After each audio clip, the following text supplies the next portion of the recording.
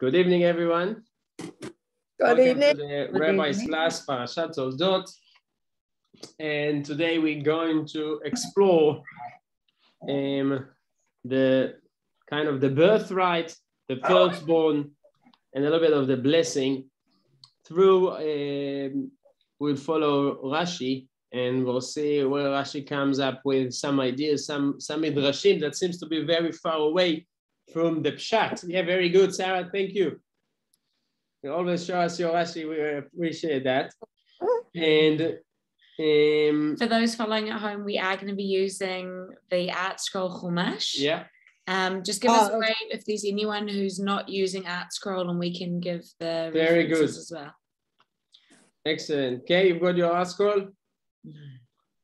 So Kay is going to check if the class is match her drosh for this Friday Night Live. Yeah, please do join us on Friday. We are going to be having a special extra surprise from Kay. Loving memory drosh. We'll tell you more about that later as well. Oh, lovely. Very good. So let's read the beginning of the Parashat, and we'll start from there with a few questions which will follow along. And these are the offspring of Isaac. Sorry, page 124, if I haven't said in the article. 25, yeah. Lovely. So we're in Bereshit 25. And these are the offspring of Isaac, son of Abraham. Abraham begot Isaac.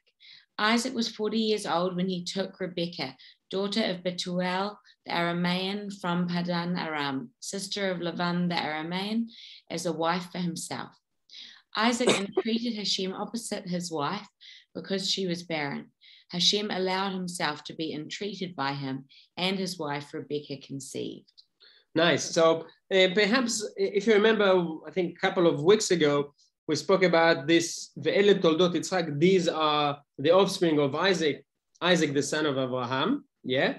And then Abraham begot Isaac, yeah? Not only to tell us what we've learned already, that all the people, kind of the clowns, the cynical people who try to say that Yitzchak is not the son of Abraham. Yeah, he's actually the son of Avimelech, because Sarah was taken to the house of Avimelech.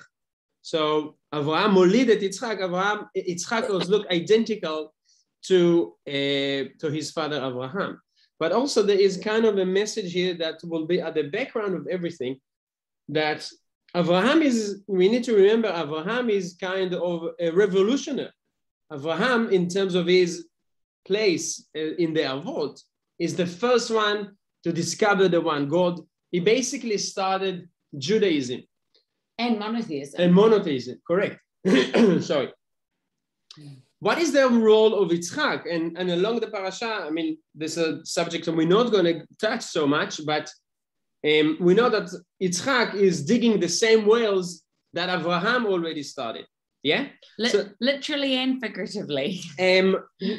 Jump quickly to see that in the next chapter 26 and page 129, yeah? You can see that same story happened to Yitzchak. Yitzchak is going down to Avimelech in the land of Plishtim, and there is a famine there, in the land of Israel, so he goes down to Philistine, and he asks Sarah Rivka. So he asks Rivka, of course, to say what? She is my sister. She is my sister. Exactly the same story that happened to Abraham happened now to Yitzchak. Let's ask a question about that. How is that possible? That Avimelech knows already that Sarah is the wife of Abraham. He's already been punished about it. Yes. And now Rivka supposed to have already 2 children. Right? Already Yaacov and Esav basically born in the last chapter, in the first chapter of the Parashat. Yeah. Yeah? Are you all with me? I know I'm jumping a little bit here, but this is really interesting. It's actually not the right place for that. Yeah, I mean, the Torah is doing that quite a few times, and we can give another example quickly, that when the Torah starts a subject, kind of associativity, yeah? It's not necessarily chronological. Correct. The same as the Gemara does many times. If you follow the Talmud starts a subject, then someone says something, and then from that, they completely go off the track. So actually, you may recognize the style. Exactly. So this is actually the same idea here. The chapter 26 supposed to come before the chapter we've just been reading now. Yeah, that's before basically Yitzchak and Rivka had any children.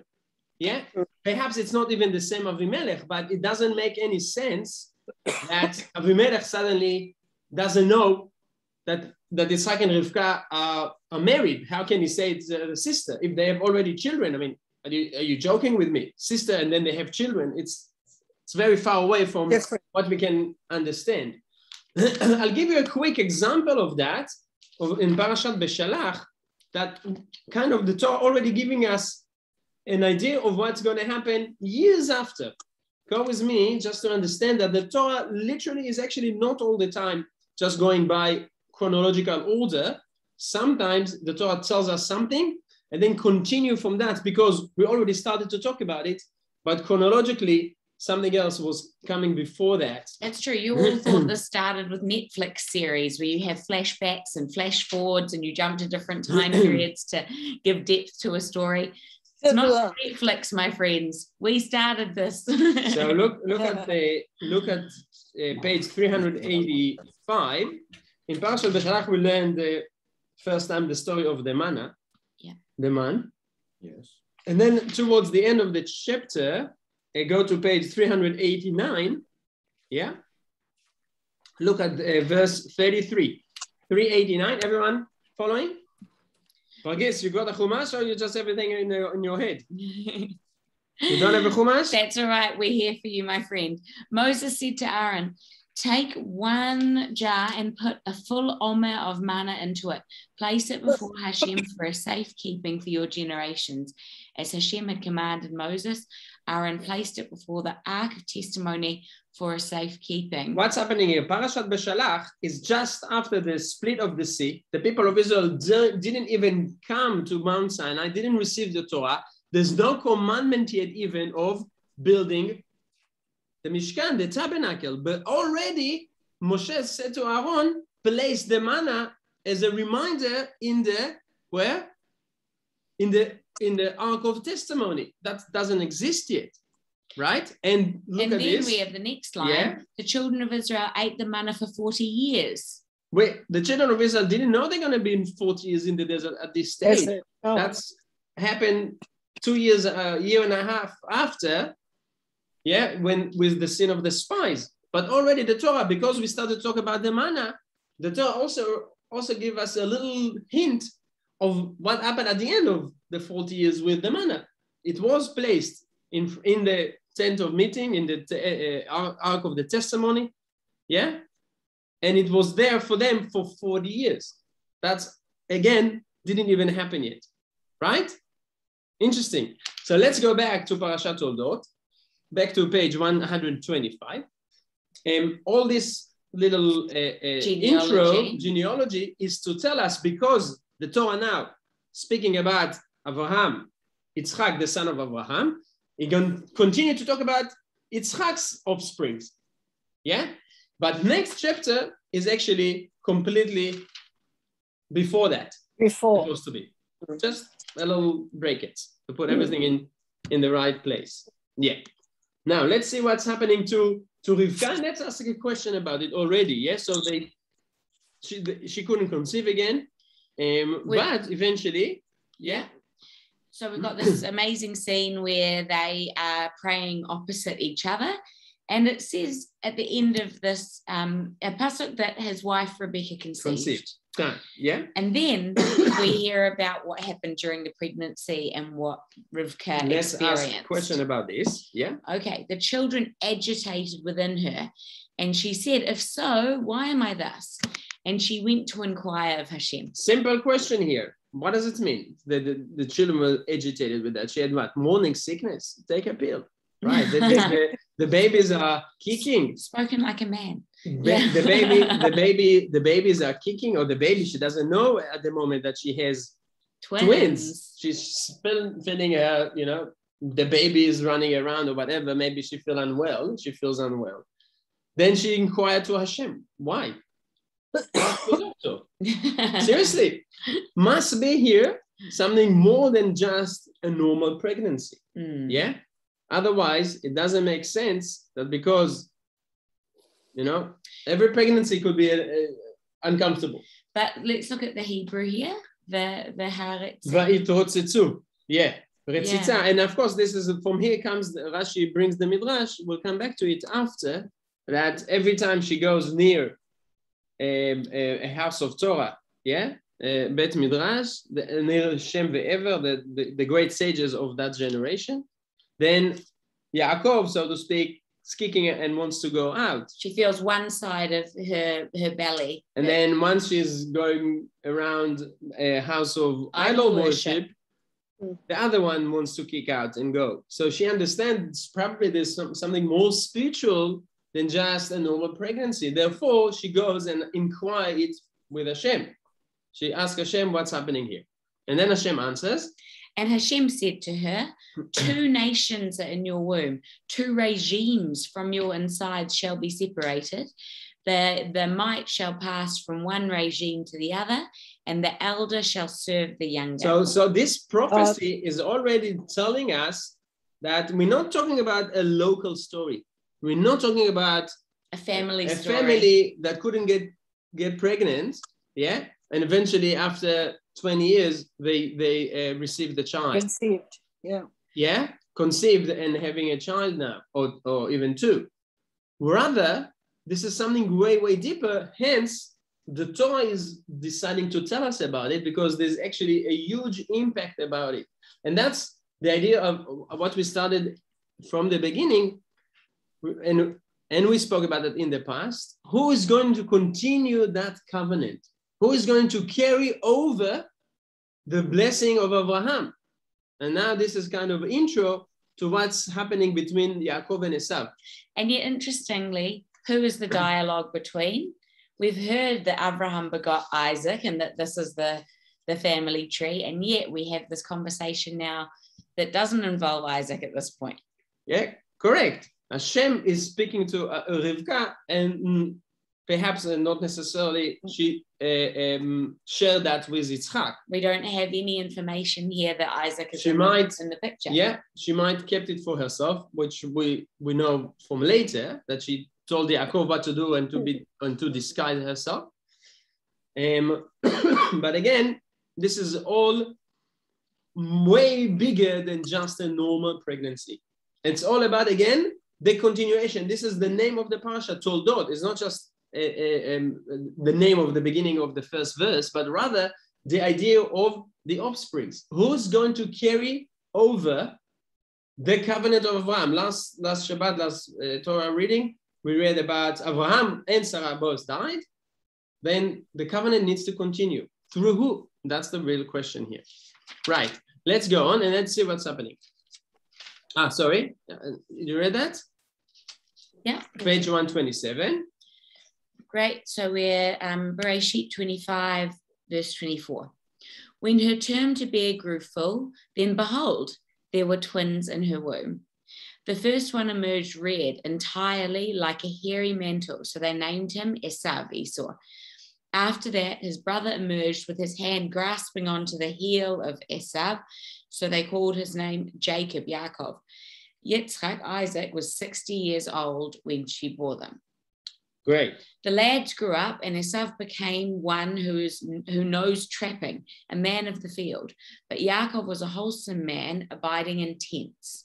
Isaac loved Esav, for gain was in his mouth, but Rebekah loved Jacob, Yaakov. Oh. Yeah. Now let's see the first encounter kind of that we learn about the two. Jacob simmered a stew, and Esav came in from the field, and he was exhausted. Esav said to Jacob, pour into me now some of that very red stuff, for I am exhausted. He therefore called his name Edom. Jacob said, sell as this day your birthright to me. And Esav said, look, I'm going to die, so of what use to me is a birthright? So let's stop here and ask a very important question. What actually Yaakov has in mind asking to sell a birthright? I mean, what is it? What's going on? Obviously, Esav was born first. You cannot change the fact that Esav was the firstborn.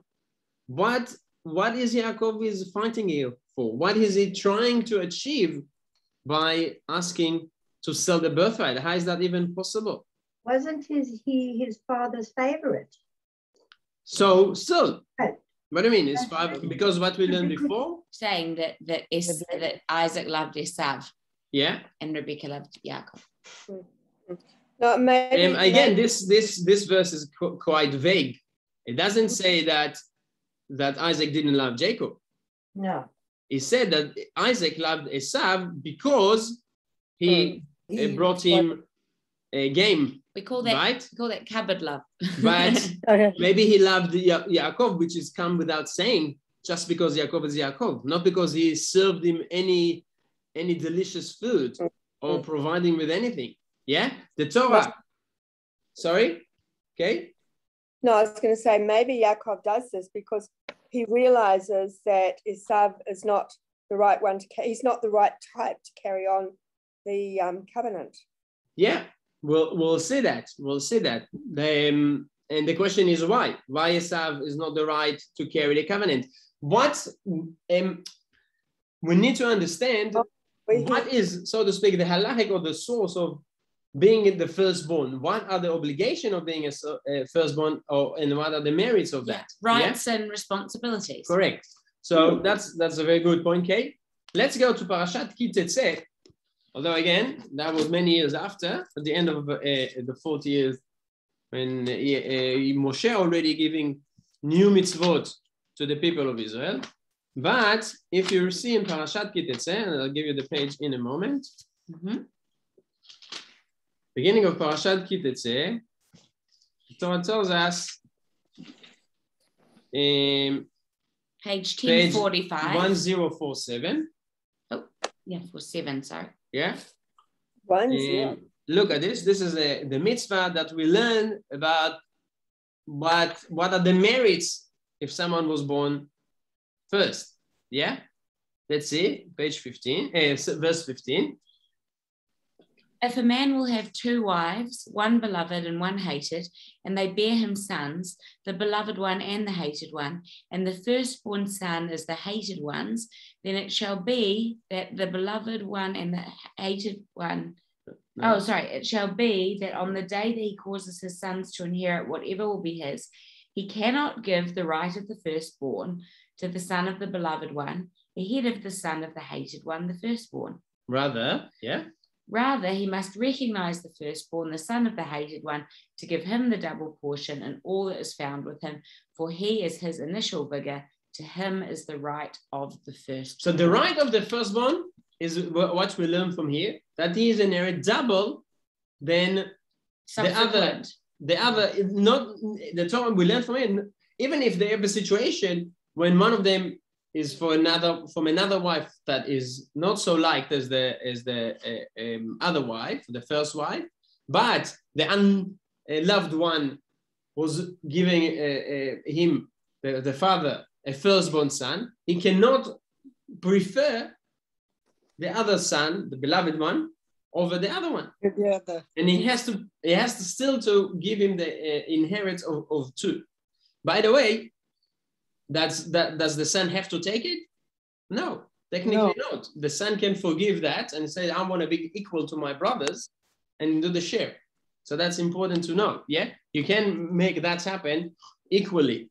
But the default position. The default is that the firstborn inherit twice and double. What is the idea behind that? Why is that important?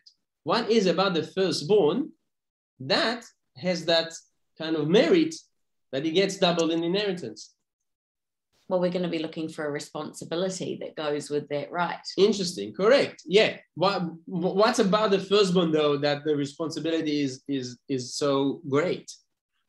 Yeah.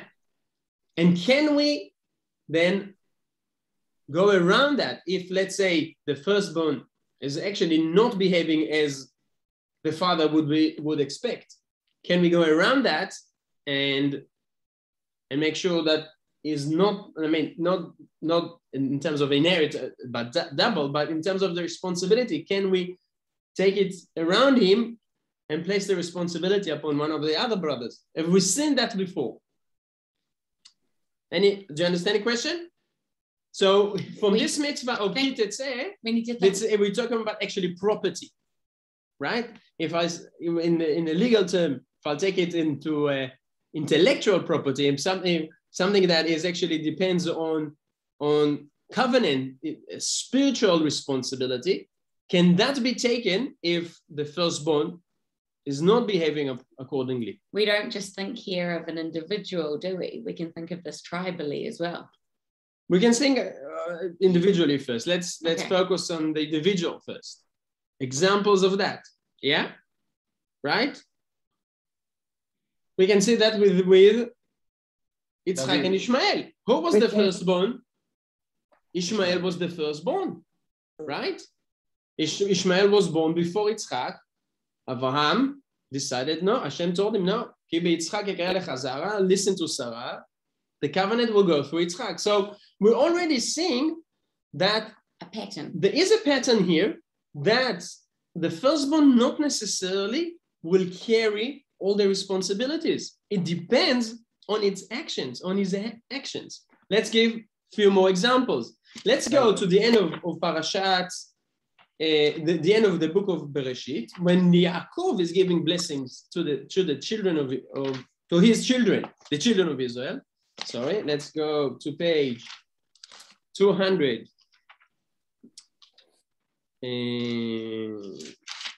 Look at this, 274. Then Jacob called for his sons. 270, yeah. We're in chapter 49. Yeah. Then Jacob called for his sons and said, "Assemble yourselves, and I will tell you what will befall you in the end of days. Gather yourselves and listen, O sons of Jacob, and listen to Israel your father. Reuven, you are my firstborn, my strength and my initial vigor." In the same phrase. Yeah. "Foremost in rank and foremost in power. Water-like impetuosity, you cannot be the foremost because you mounted your father's bed when you were desecrated him. You cannot be foremost, although Yaakov recognized obviously that Reuven is what? You are my firstborn, my initial vigor. You are my strength. You got that blessing, the strength of being the firstborn. You, though, did something wrong. Yeah, and whatever the idea here that he mixed between the beds of Rachel and Leah and make sure that Yaakov is being more time with his mother Leah than in Rachel. For that, he kind of paid the price. And what? Yaakov is taking away his firstborn. Not firstborn, sorry. His birthright. So we need to define here the difference between firstborn and birthright. In Hebrew, Bechor and Bechorah. Okay? Bechor means the firstborn. Bechorah is actually the duties, the responsibilities of the firstborn. Yeah, we'll see that in the verses back when we come. Once I'm finished, so another example. What letter is different? Let's see then. Let's see it in the parasha. What is, look at this. Look at the Hebrew. Where we stopped. So again, Yaakov is wanting actually what? Is asking, let's see what exactly is asking. Go to page 127. Hold still hold the other page, yes. 277. And let's go back to 127. Great. So refresher in the English. Yeah. What is he asking for? So he says, "Sell as this day your birthright to me." And then in verse 31, if we look at the Hebrew. Yes. He doesn't ask him, make me a bechor. Yeah. He doesn't say, trade me and I'll be the bechor and I'll be the firstborn. But rather, sell me the birthright. so many your responsibilities. And we'll see in Rashi in a moment what are these responsibilities that are so desirable for Yaakov, that he wanted that so badly. And so undesirable for Esau. Exactly. Said, look at this. I'm going to die. So what use to me is birthright. Perfect. These two sentences are really the key to understand what's happening here according to Rashi. And we'll follow that. So again, look at the word in Hebrew. Yaakov asks, Michrach hayom et bechoratcha li. Yes, sell as this day your birthright. Ve'lama ze li bechora. And why do I need even the birthright? Okay? Right. Before we coming back to Rashi, let's say Yaakov later on, we said Reuven was the firstborn, but the birthright was taken from him and was given to who? Who the birthright given instead of Reuven? Sarah, Levi. maybe you can help us. Levi. Sorry? Levi? No, not Levi. Perhaps two important figures that we'll know later. Though Fagis is What? Sorry? Fagis is right tribally later on. Because it says Levi is my firstborn. Yeah, you're right. That's another good example. That's another good example that the Bechorot, very good, excellent. You know, we know that the Bechorot, because of the plague of the firstborn, Hashem says the Bechorot, the firstborn of Israel, will be basically the priest. They were supposed to work in the temple like the priest, as we know after, right? Yeah. Because of what they did they do wrong? The Bechorot, the firstborns Israel. What did they do wrong? Sin of. They participated in the sin of the golden cow. That's right.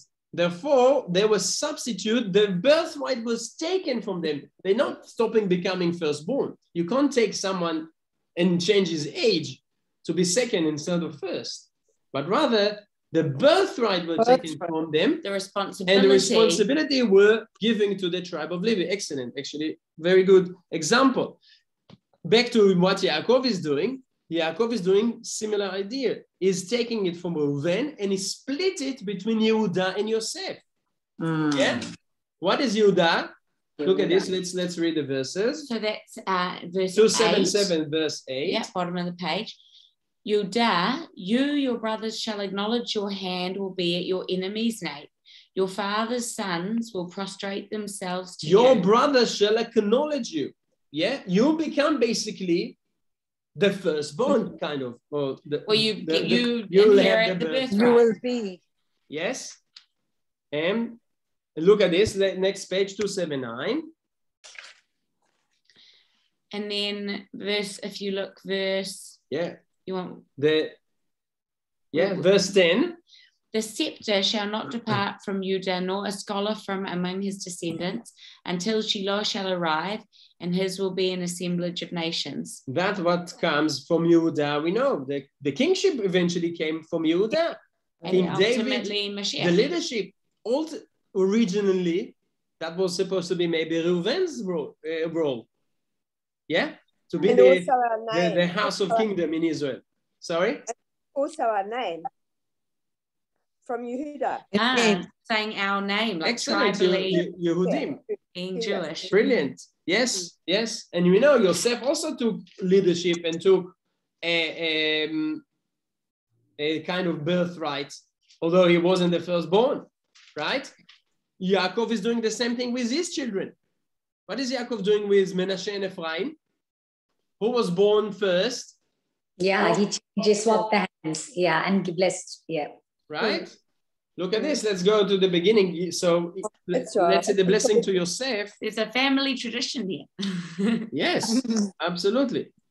That's what's happening. And we have this famous scene of the crossing of the hands with blessing of Ephraim. Let's just see Yosef. Let's see just Yosef on page 283. So first looking at the blessing for Yosef. Leslie, are you with us? We can't hear you. Sorry. She's good. Yeah. Sorry, dear. Can you explain? What do you mean by the crossing of the hands? So we'll get there in just a moment, Eunice. If we look first at the blessing that Yaakov gives to Joseph, and then we'll look next generation. what happens when Yosef blesses his sons, Ephraim and Manasseh. And then when we hear that, we'll understand about the crossing of the hands. Sorry to jump the gun. I got overexcited. So in verse 26, we see that the blessing of your father surpassed the blessing of my parents to the endless bounds of the world's hills. Let them be upon Yosef's head and upon the head of exile from his brothers. Again, he is also the head of his brothers, right? So kind of the birthright splitted between Yehuda and Yosef. Mm-hmm. And then when we go to the if you go to the beginning of the parasha, we'll see that when Yosef brings his children, Manasseh and Ephraim, that grew up in Egypt, and he brings Manasseh, and he brings Manasseh is the firstborn, yeah? He brings Manasseh first, but no, Yaakov is splitting his hands. He says, no. Ephraim will be greater than him. Look at this, page 273. Yeah. So chapter 48, verse 13. Joseph took the two of them, Ephraim with his right hand to Israel's left, and Manasseh with his left to Israel's right. And he drew close to him. But Israel extended his right hand and laid it on Ephraim's head, though he was the younger, and his left hand on Manasseh's head.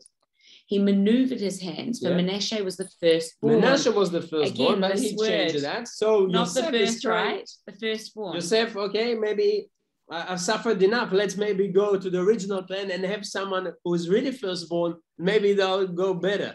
Yeah? And he says on verse 18. He blessed Joseph. And verse 16, And Joseph said to his father, not so, father, for this is the firstborn. Place your right hand on his head. But his father refused, saying, I know, my son, I know he too will become a people, and he too will become great. Yet his younger brother shall become greater than he, and his offspring's, the Midrash's fame, will fill the nations. So he blessed them that day, saying... That's fine, that's the blessing. So, yes, the firstborn will be great, but his younger brother will be even greater. Right? Again, Manasseh cannot be reborn earlier, right, or later instead of Ephraim, but rather the birthright can be was given around him, and Ephraim is greater than him. Okay, it's such an interesting example in terms of this nature-nurture debate. Yeah, you know, totally. Is it about nature, where you come in the family, or is it about, you know, the fact that actually how you behave, your personality, what you do is going to usurp that and change what your responsibilities are. We definitely can see that in terms of historically, the idea that the firstborn should continue the legacy of the family, should bring down the whatever ideas the father of the family builds, should pass down through the firstborn. Derech HaTeva, the way of nature. Right. So that was, I mean, that's before even the Torah was given. That is how things worked, right? Yeah. I think that might be mine. Sorry. We'll go back to our Parsha, finally, page 127. And let's see what is Yaakov then trying to achieve. What Yaakov is understanding that it's so important that he will have the birthright rather than Esav, and why Esav is not the right person for the birthright. All right, so we'll read again verse 29 and 30. And Jacob simmered the stew, and Esav came in from the field, and he was exhausted. Esav says to Jacob, pour into me now some of that very red stuff, for I am exhausted. Yeah, and Jacob said, sell me this day your birthright to me. And I want to read you Rashi here. And Rashi is telling us what was this idea of birthright. Remember in verse 31, Jacob said, sell as this day your birthright to me.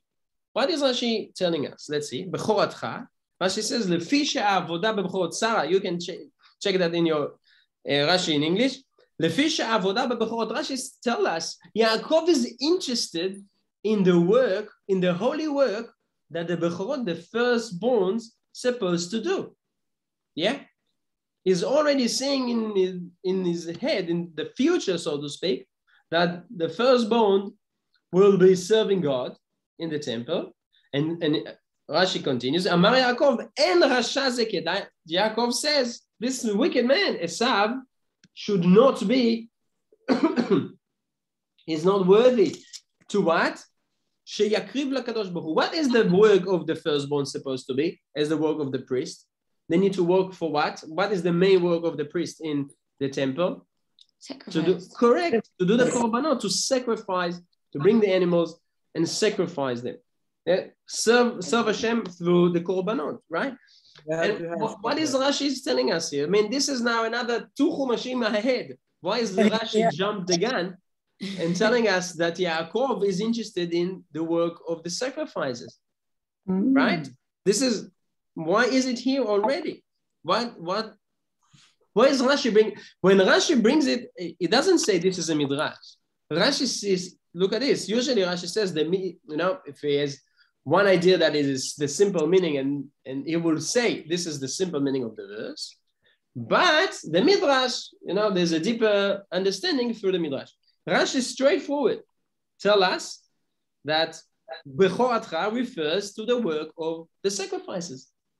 The birthright for the firstborn to be able to serve Hashem in the temples and sacrifice the sacrifices. Right? Interesting.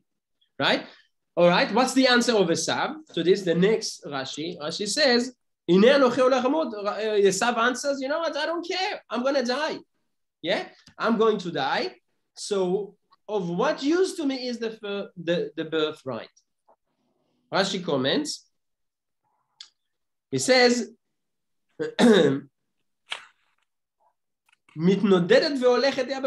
this birthright is so, it's not stable, right?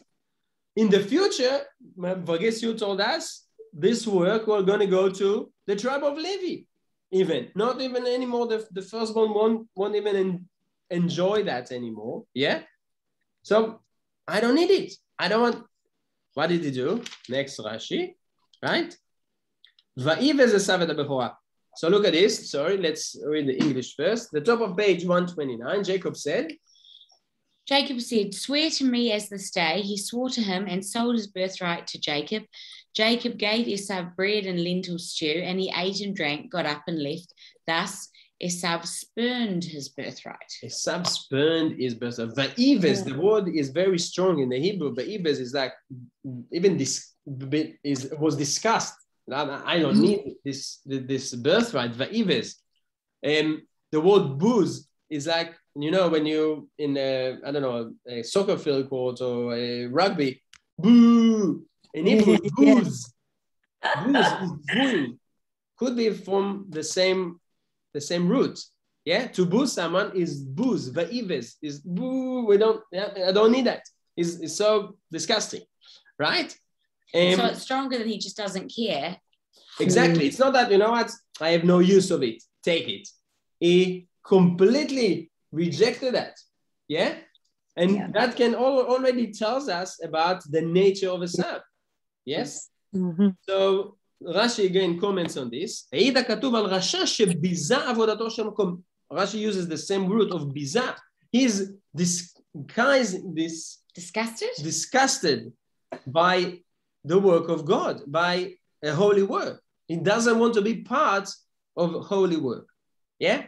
So he completely rejected that. Then Yaakov made a great deal and got the birthright. And now we need to understand this. This is what Rashi explains here. It's not a midrash. Rashi really tells us this is the simple meaning of the text. So how Rashi came up with that. And maybe that brings us to another, the first brothers in history. Who are they? Cain and Abel. Correct. Cain and Abel. Let's see the parallels between Cain and Abel and Yaakov and Esav. Very, very, very interesting.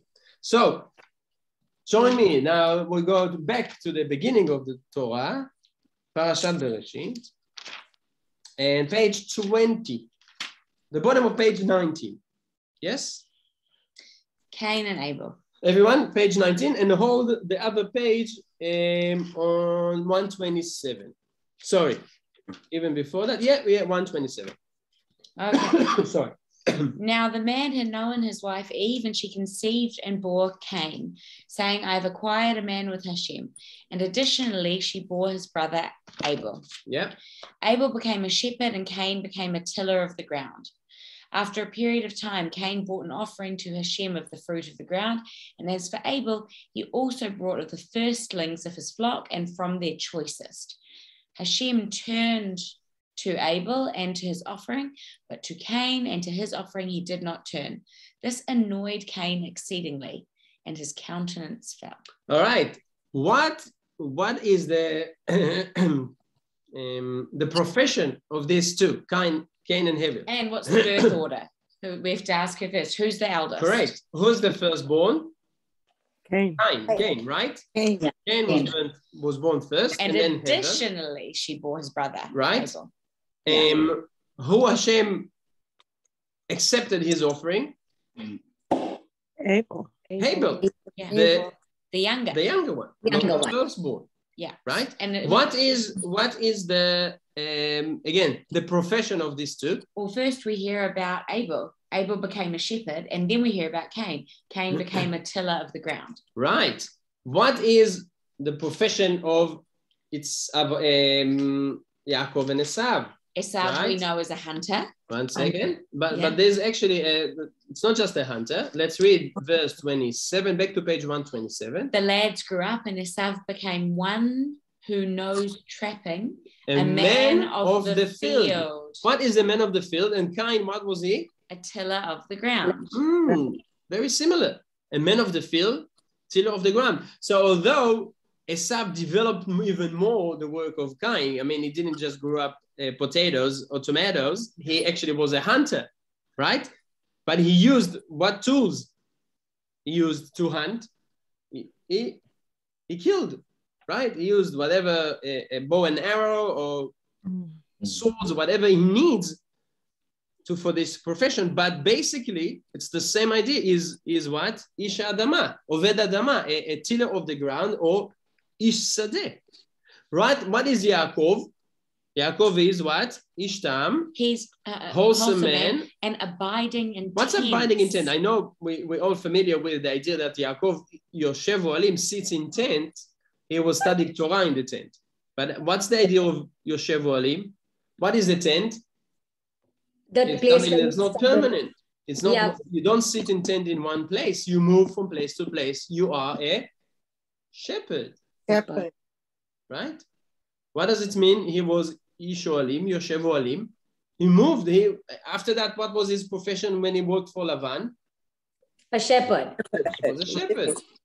Right? What was Hevel? What was Hebel? He was a shepherd. And he brought the firstlings of his flock. Fantastic. Very good. Look at this. What is the whole argument between Cain and Hevel here? What is the kind of tension? The tension, thank you. The tension between the two. One was upset with the other because Hashem accepted Hevel's what? Sacrifice. Right? His offering. Yeah. Hevel brought the best from the firstborn of his flock, right? While Cain bought something. He thought that the best should be kept for himself rather than to bring into Hashem, right? He was the tiller of the ground. Perhaps he was also a hunter or whatever. He didn't offer to sacrifice the best of his hunting. Rather, whatever. Yes, whatever. I'll give something. The best I keep for myself. Behaving casually with Hashem, you know. And compared to Hevel, it wasn't not casually at all. It was very egocentric. You know, Hevel was doing more than the line of the law, so to speak, and he gave the best.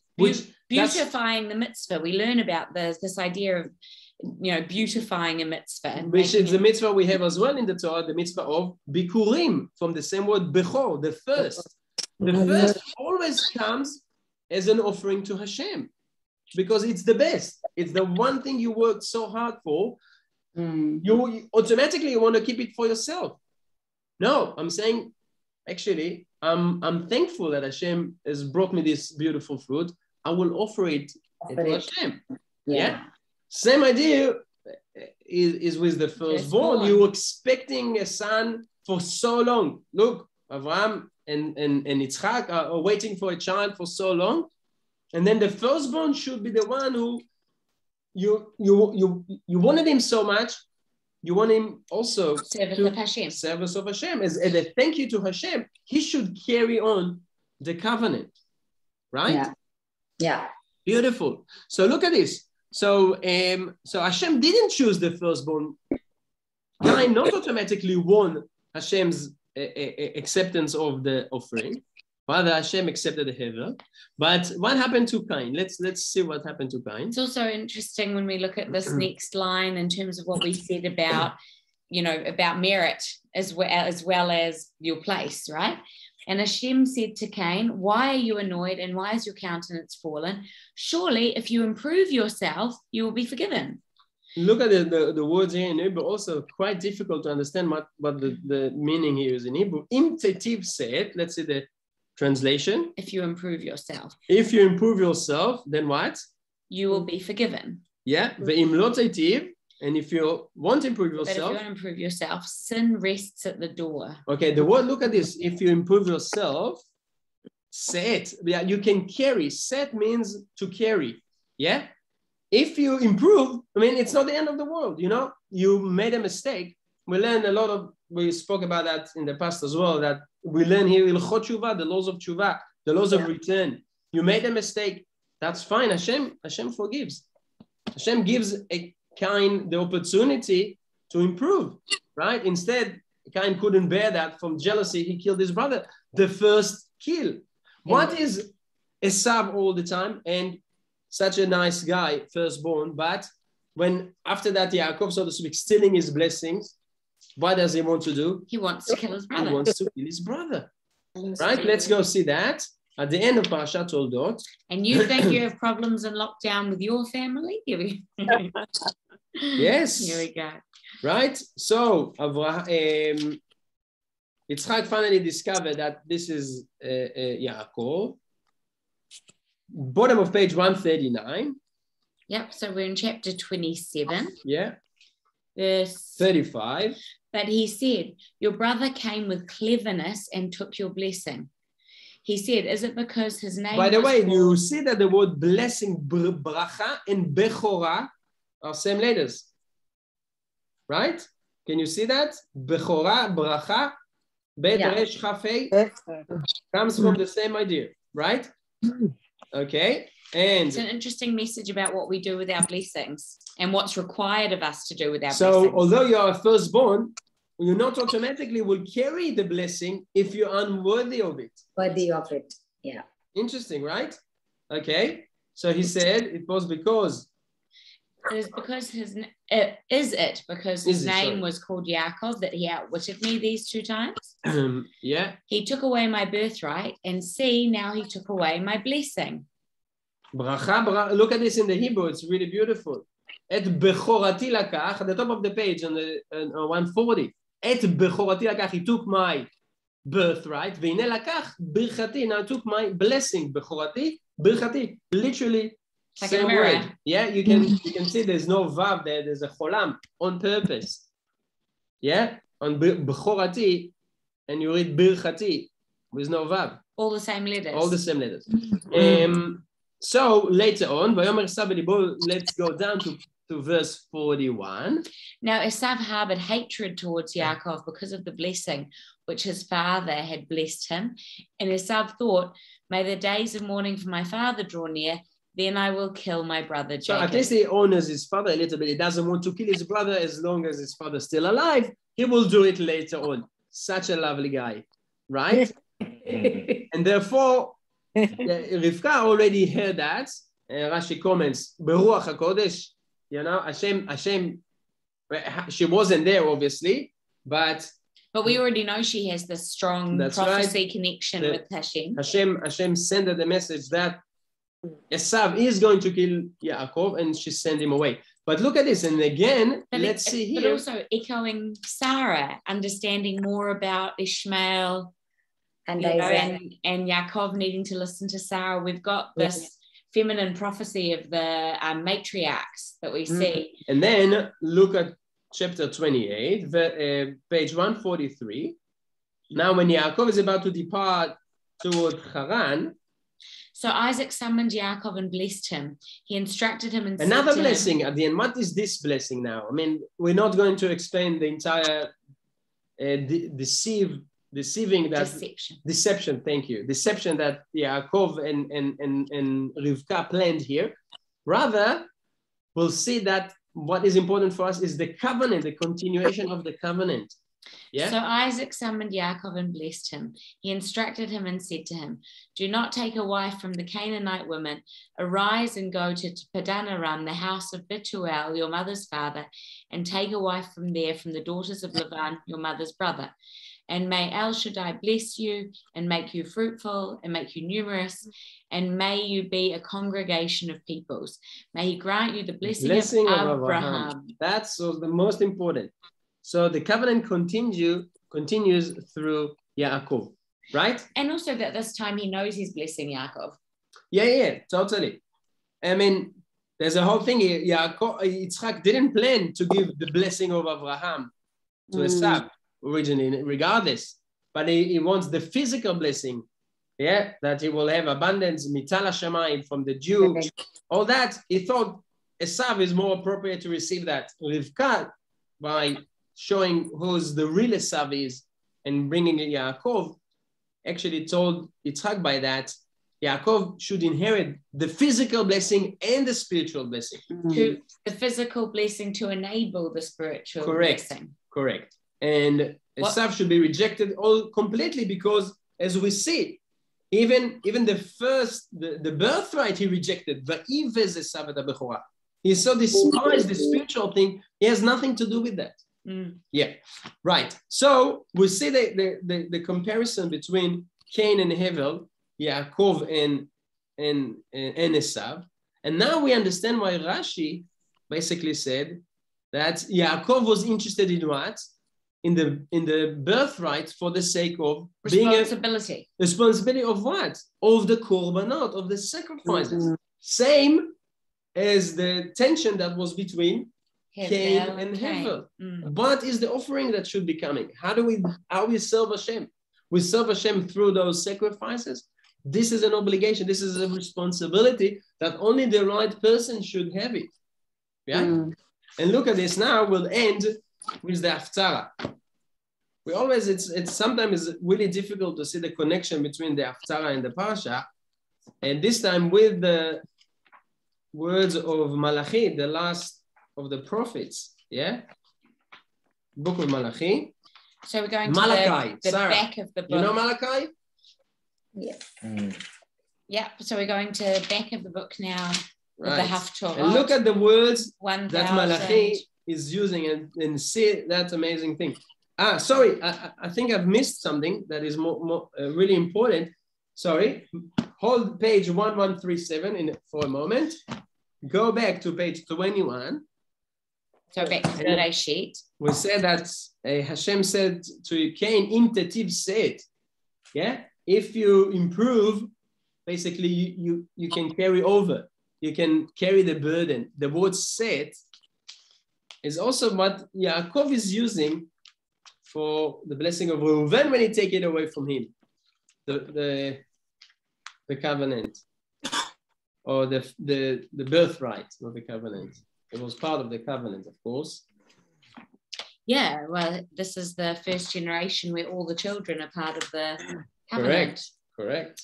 Yeah, we have all of Yaakov's children who are part of the covenant. Look at this. Back to page 275. So we're in chapter 49, verse 3. Reuben, you are my firstborn, my strength and my initial vigor, foremost in rank and foremost in power. Reshit oni yeter set. This is a rare word. The word set again. That was given to Cain. Sin aleph taf. And Cain is unable. You see that? Sin Aleph Taf, set. Saying that we found on page 20, Sin Aleph Tet. If you improve, if you behave, you can carry, right? And look at this now, the Haftarah of Parashat Toldot, page 1137, starts with what word? Masa. What is Masa? From the same root of Se'et, the carry, the burden.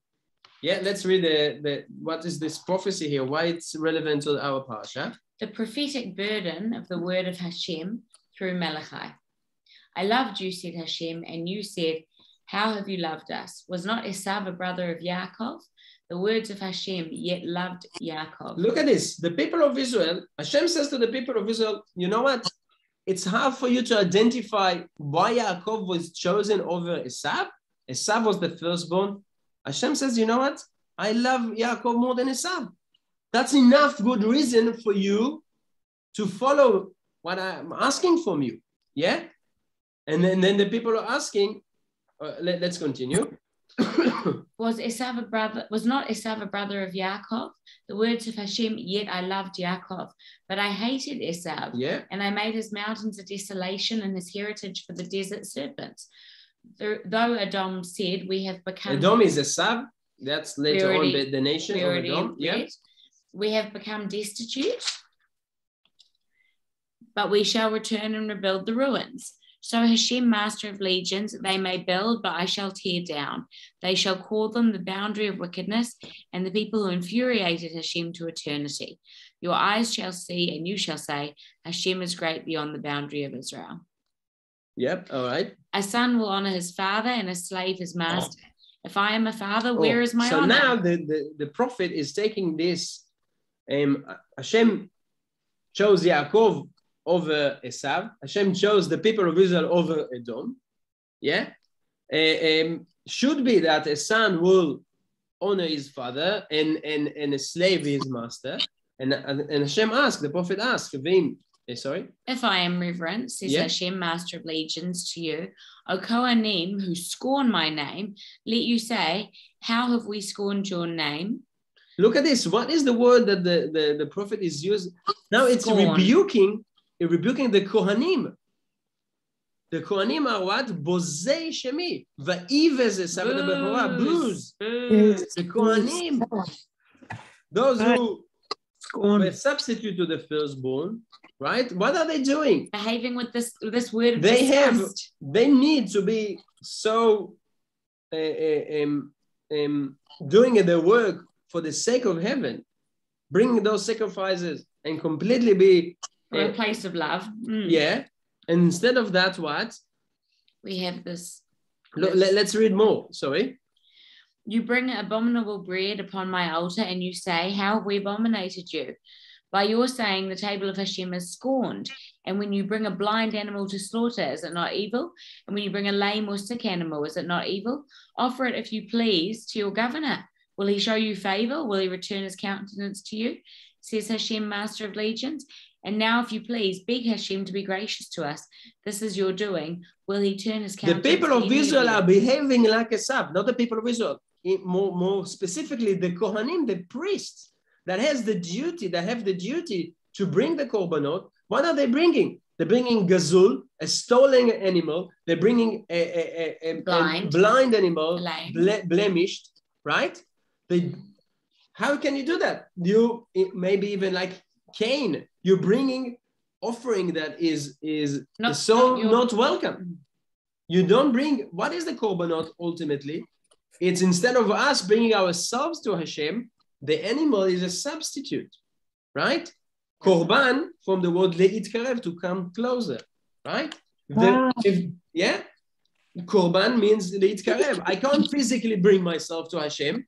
I bring a korban that shows how much I want to be close to Hashem. Yeah? And then the Kohanim brings an offering that is pasul, that is rejected. How can you come closer to Hashem when you bring a blemished animal? You're not serious. Right? It's not you're serious. Yeah. You are bozei shemi. It's not you're not serious. It's you behaving like a sub, rejecting the birthright. not rejecting, despising the birthright. Look at the word of Malachi. A Kohanim bozei shemi. The Kohanim who scorn my name. The same phrase as Esav did for the birthright. Can you see that? Let's see more. Yeah? From verse 10? Yeah. If there were only someone among you who would shut the doors so that you could not kindle upon my altar in vain. I have no desire for you, says Hashem, Master of Legions, and I will not accept a meal offering from your hand. For from the rising and everywhere is brought up in smoke and brought for my name's sake. It is a pure meal offering, for my name is great among the nations, says Hashem, the Master of Legions. But you desecrate it by your saying, the table of my Lord is abominable. Abominable, and? By his statement, his food is scornful. Again, nivzeh, the same root. Same root of lavuz, nivzeh. Again, that's very, very harsh. Yeah? Verse 13. You say, Hashem, Master of Legions, and you say, behold, it is so burdensome, and you sadden him, says Hashem, Master of Legions, and you bring stolen, lame, and sick animals to bring one for an offering. This is a burden for you. To serve Hashem is a burden. Shall I accept it from your hand, says Hashem? Accursed is the charlatan who has made his flock but pledges and slaughters an inferior one to the Lord. For I am a great king, says Hashem, Master of Legions, and my name is awesome among the nations. This haftarah is not connected to the Parashat just because it starts with the word Yaacov and Esav in the beginning. There's so much into it, more than that, right? It's all about its offering.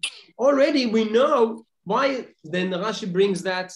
We're talking about the Bechorot, the firstborn serving a korbanot, not just because only it's parallel to Cain and Hevel, but also because we understand this prophecy in the beginning that Rivka received, right, is not local. It's not just because she had stomachache and she vomited, she had the morning sickness.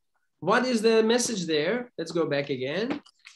And we'll finish with that. Sorry, page 125. Yeah.